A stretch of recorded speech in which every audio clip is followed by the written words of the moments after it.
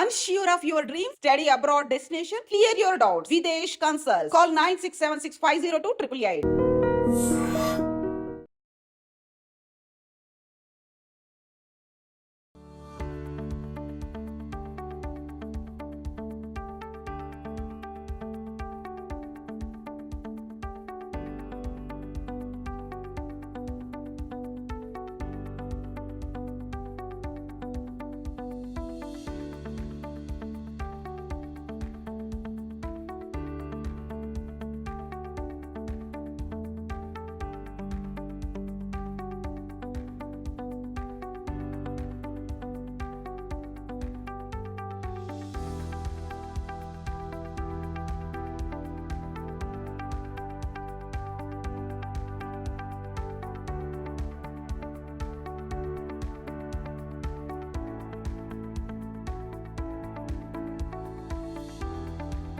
ఈరోజు మా గురువుగారి 78 జన్మదినం.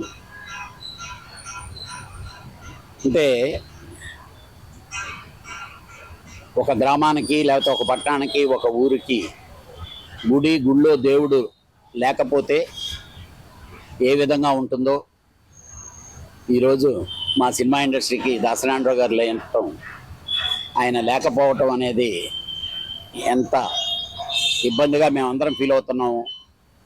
ప్రతి ఒక్కరూ అనుకునేవాళ్ళే నారాయణరావు గారు ఉంటే బాగున్నా, ఇది అనుకోవటానికే సరిపోతున్నారు. కానీ నాకు తెలిసినంతవరకు సినిమా ఇండస్ట్రీకి ఆయన చేసిన సేవకి ప్రతి 4వ తారీఖు 30వ తారీఖు మహోత్తరంగా ఆయన మనకున్నారు అని చెప్పి ఫంక్షన్ జరుపుకోవాలని చెప్పి మనస్ఫూర్తిగా కోరుకుంటూ, ఈరోజు ఈ విగ్రహాన్ని ఇక్కడ పెట్టేదానికి నాకు సహకరించినటువంటి ఏకైక వ్యక్తి మా కాజా సూర్యనారాయణ గారు.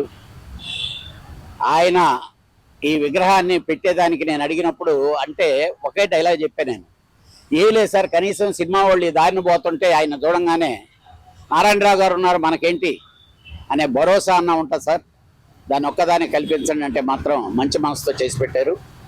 డెఫినెట్గా ఆయన ఎక్కడున్నా ఆయన ఈ సినిమా ఇండస్ట్రీ బాగుండాలనే కోరుకుంటారు. ఆయన శిష్యులంతా బాగుండాలి, ఆయన ప్రేమించిన ప్రతి ఒక్కరూ బాగుండాలి, సినిమా ఇండస్ట్రీ బాగుండాలి. సినిమాకి ఏ కష్టం వచ్చినా పైనుంచి ఆయన ఆశీర్వదించి పరిష్కరిస్తాడు, ఎవరిలో ఒకరిలో దూరి సమస్య పరిష్కరిస్తాడని కోరుకుంటూ, దాసనారాయణరావు గారు జిందాబాద్, దాసనారాయణ గారు జిందాబాద్. దాసనారాయణరావు గారు మమ్మల్ని వదిలేసి చాలా ఎర్లీగా వెళ్ళిపోయారు. ఆయనకి ఇవాళ 78వ పుట్టినరోజు అంటే ఇంకా ఆయన 90 సంవత్సరాలు కనీసం ఉండాల్సిన ఆయన లేనిదే అక్కడ ఫిలిం ఇండస్ట్రీయే లేదు. ఇవాళ హైదరాబాద్లో ఎంత ఫిలిం ఇండస్ట్రీ డెవలప్ అయిందంటే అది కేవలం దాసనారాయణ గారి మూలంగానే డెవలప్ అయింది. ఇవాళ మేమందరూ ఇక్కడ నుంచున్నామంటే ఫిలింనగర్ హౌసింగ్ సొసైటీ పెట్టారంటే దానికి మూల కారణం ఆయనే. ఆయన లేకపోతే ఫిలింనగర్ సొసైటీయే లేదు.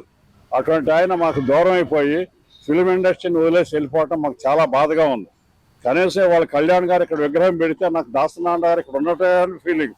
ఇవాళ కళ్యాణ్ గారి విగ్రహానికి దండేయటానికి వస్తే దాసనారాయణ గారే వస్తున్నారు ఇక్కడికన్నంత ఫీలింగ్ వచ్చింది నాకు. 24 గంటలు దాసనారాయణ గారు నమ్ముకునే ఉన్న మా రేలంగ్ నరసరావు కానీ, మా రాంప్రసాద్ గారు కానీ, మా సత్యనారాయణ గారు కానీ, వీళ్ళందరూ కూడా మేము ఆయనకి కరెక్ట్గా చెప్పాలంటే మేము ఆయన సొంత మనుషులు. ఆయన మాలో ఆయన జీర్ణించుకుపోయాడు అనమాట. అసలు దాసనారాయణ గారు లేని ఫిలిం ఇండస్ట్రీ ఎట్లా ఉంది, దాసనారాయణ గారు ఉన్నప్పుడు ఫిలిం ఇండస్ట్రీ ఎట్లా ఉందో మీకు అందరికీ తెలుసు. ఎక్కడ ఏ చిన్న ఇబ్బంది వచ్చినా, ఎవరికి ఏ చిన్న ప్రాబ్లం వచ్చినా గురువు గారు ఉన్నారు, ఆయన దగ్గరికి వెళ్తే మన ప్రాబ్లం సాల్వ్ అవుతుందని అందరూ పరిగెత్తేవాళ్ళు ఆయన దగ్గరికి. ఇవాళ అటు చెప్పుకునే మనిషి లేకుండా పోయాడు మాకు ఇండస్ట్రీకి.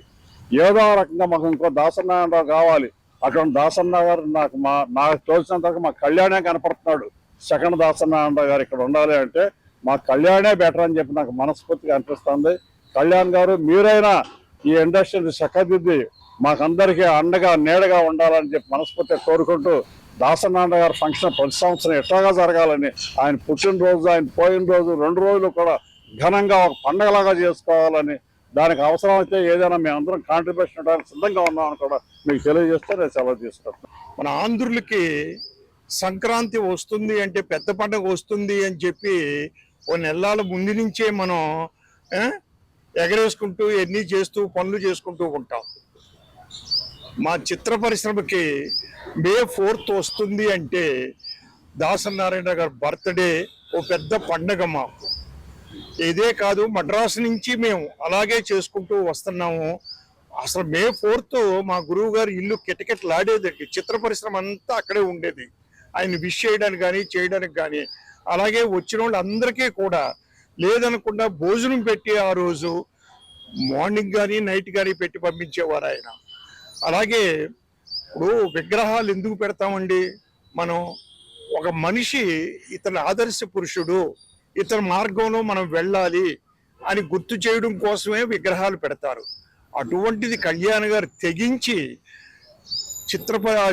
చిత్ర పరిశ్రమ నడిబొడ్డున, అంటే ఫిలిం నగర్ నడిబొడ్డున ఛాంబర్ పక్కనే మా గురువు గారు విగ్రహాన్ని పెట్టడం, దానికి అహోరాత్రులు శ్రమించిన మన సూర్యనారాయణ గారు, కాజా సూర్యనారాయణ గారు చేసి ఈ విగ్రహాన్ని ఎందుకు పెట్టారు అంటే, ఇండస్ట్రీలో ఉన్న ప్రతి వ్యక్తి కూడా నేను దాసరి గారిలాగే ఉండాలి, ఆయన రూట్లో వెళ్ళాలి, ఆయనలాగే మంచి పనులు చేయాలి అని తలుచుకోవడం కోసమే పెట్టారు. అలాగే ఎవ్రీ ఇయర్ పొద్దున్నే వస్తుంది, మార్నింగ్ 4వ తారీఖు వచ్చింది అంటే తెల్లారుజామున వచ్చి దాన్ని క్లీన్ చేసి ఆ విగ్రహాన్ని వచ్చి ఆయనకి నివాళులు అర్పించడం అనేది రివాజుగా పెట్టుకున్నారు మనవులందరూ. వాళ్ళందరికీ కూడా నేను గురువు గారి శిష్యుడిగా నిజంగా ధన్యవాదాలు తెలియపరుస్తున్నాను. నిజంగా కూడా రండి, ఇటువంటి మహత్తరమైన కార్యక్రమానికి చిత్ర పరిశ్రమ అంతా కూడా ముందుకు రావాలి, చెయ్యాలి. ఆయన్ని చిత్ర పరిశ్రమ బతుకున్నంత కాలం ఆయన పేరు మరుగున పడదు అని నేను అనుకుంటున్నాను. ఏ బాధ వచ్చినా కూడా, ఇందాక చెప్పాను నేను, జనరల్గా మనిషి ఏ బాధ వచ్చినా, అది ఏ దెబ్బ తగిలినా ఏమైనా అమ్మా అంటాం. బట్ సినిమా పరిశ్రమ పీపుల్ అమ్మా కాదు అనేదండి, గురువు గారు దాసరి గారు అంటున్నారండి ఈ రోజు.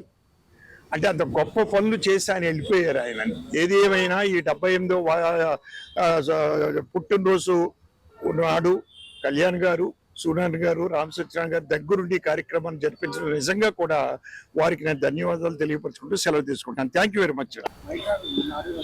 ఈ రోజున మే 4వ తేదీ అంటే తెలుగు సినీ పరిశ్రమకి పండగ రోజు, దాసరి గారి పుట్టినరోజు. ఆ సందర్భంగా దాసరి గారు మన ముందు లేకపోయినా దాసరి గారి మీద ఉన్న ప్రేమతో, గౌరవంతో దాసరి గారికి అత్యంత ఇష్టమైన వ్యక్తి సి కళ్యాణ్ గారు ఈవేళ ఇక్కడ దాసరి గారి విగ్రహాన్ని, నిలువెత్తు విగ్రహాన్ని చేయించారు.